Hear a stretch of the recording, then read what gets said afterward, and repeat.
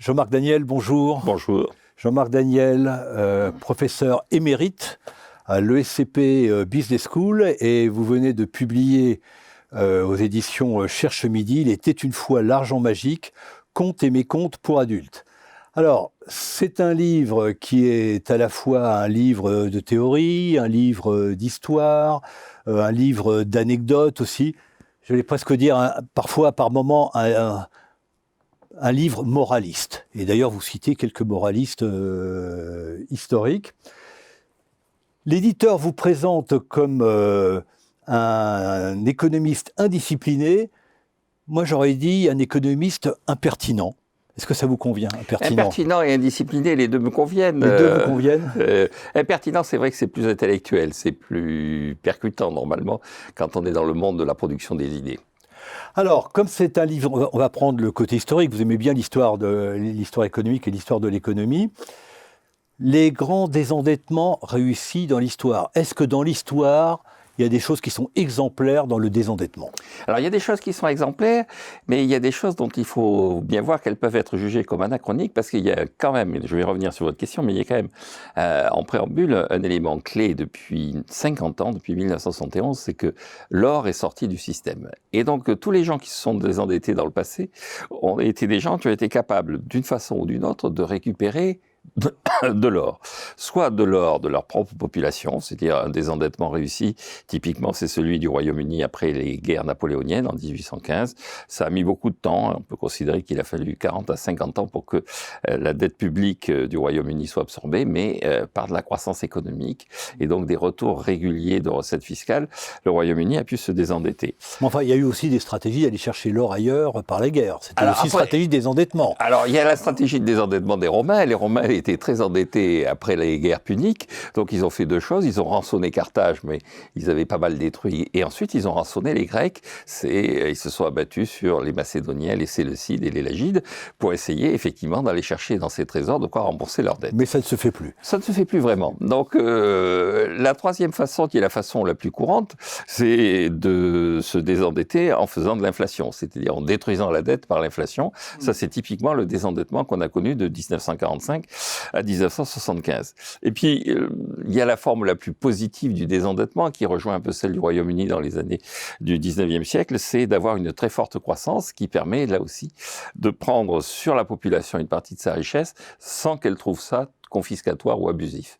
C'est ce Alors comment fait-on pour que la population ne trouve pas ça confiscatoire et abusif ? Mais il faut qu'il y ait suffisamment de gâteaux à partager pour que sa part reste correcte, c'est-à-dire qu'elle ne voit pas sa part diminuer considérablement. Il faut donc une très forte croissance.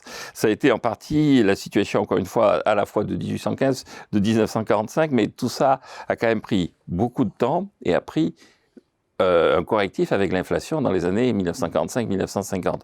À l'heure actuelle, ce que nos dirigeants nous disent, c'est rassurez-vous, il va y avoir de la croissance, on va faire de la croissance, il faut de la croissance, et la croissance va résorber le problème. Sauf que la croissance, ça se décrète pas, la croissance, ça suppose deux choses, du progrès technique et du travail. Et ce que je dis dans le livre, c'est que un des grands absents des crises actuelles, un des grands absents des solutions qu'on nous apporte, c'est l'augmentation du temps de travail. Donc il faut travailler plus pour rembourser la dette. Je pense qu'il faut travailler plus, oui. On a substitué de la dépense au travail, au travers du creusement de la dette publique liée à la pandémie. C'est une action qu'on faisait depuis un certain temps dans les pays d'Europe du Sud. Maintenant, il va falloir, d'une certaine façon, resubstituer du travail à la dette. C'est pas la situation auquel on est confronté aux États-Unis à l'heure actuelle, où les aides détournent les gens du travail ?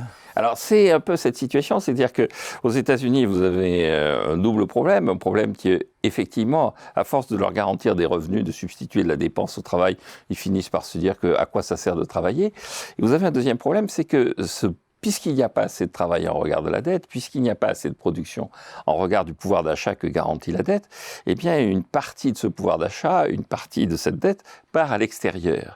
Et une des grandes caractéristiques de ce que nous vivons à l'heure actuelle, c'est qu'on a substitué, grosso modo, à la contrainte que représentait l'or, à la contrainte que représentait la nécessité, quelque part, à un moment donné, d'avoir un référentiel monétaire stable, on a substitué la distribution de dette extérieure. Grosso modo, aux États-Unis, on donne du pouvoir d'achat qui se termine dans les caisses de la Banque centrale de Chine, de celle du Vietnam ou de celle du Japon. C'est le privilège américain de pouvoir émettre de la monnaie pour résoudre ses problèmes intérieurs. Mais c'est un cas un petit peu unique pour l'instant. Alors, c'est un cas unique. Hein. Il y a 3 types de pays à la surface de la planète. Les États-Unis qui peuvent vivre au-dessus de leurs moyens.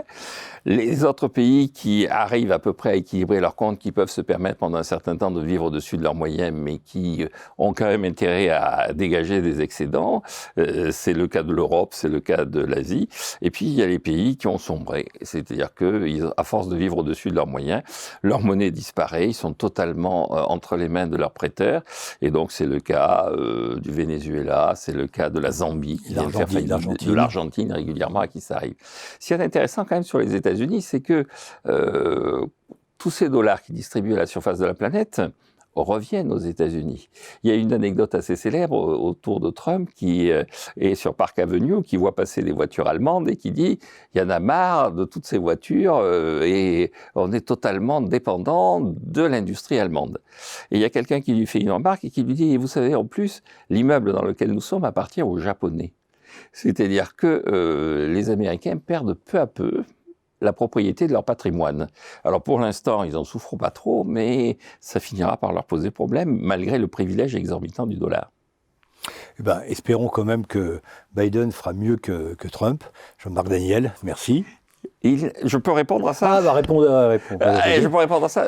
Au contraire, il aggrave la situation par rapport à Trump. C'est-à-dire que lui, avec ses plans de relance, il en distribue énormément de dollars à l'extérieur. Et donc, il prépare pour la génération future, effectivement, des lendemains qui déchantent.